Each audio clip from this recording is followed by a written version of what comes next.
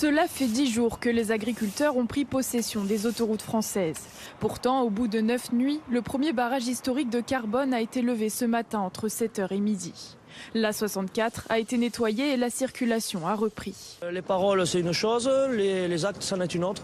Donc on va surveiller et puis de toute façon, si on nous oublie à nouveau, eh bien, on ressortira. On refera une action telle que celle-ci ou d'autres actions, mais on sait faire. Donc maintenant, on compte se faire entendre.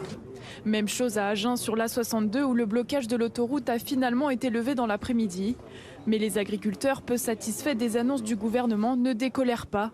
Lundi, ils monteront à Paris. Ah, bien sûr que je vais partir à Paris, oui, il n'y a pas d'autre solution, on n'a pas d'autre choix. On ne va pas lâcher les collègues à moitié chemin. Donc, étape numéro 2, c'est Paris. Et si l'étape numéro 3 doit être Bruxelles, ça sera Bruxelles, c'est pas un souci. À Nîmes, pas question pour le moment de monter à la capitale. Tant que les annonces sont jugées insuffisantes, ces agriculteurs resteront campés sur une portion de l'A9.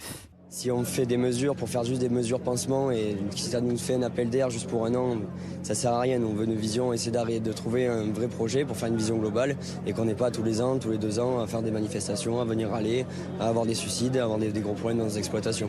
Des actions coup de poing ont notamment éclaté sur ce rond-point près de l'A9 où des bouteilles de vin provenant de pays étrangers ont été déversées sur les routes. Un acte symbolique pour les viticulteurs très présents dans la région.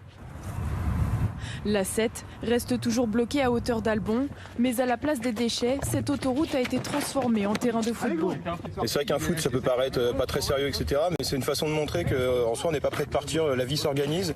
Ce matin, il y avait un marché. Là, on fait un foot, les gens s'amusent, les gens rigolent. Et c'est pour montrer qu'en fait, on n'est pas prêt de partir, quoi. Si le gouvernement continue sur cette ligne, on restera le temps qu'il faudra.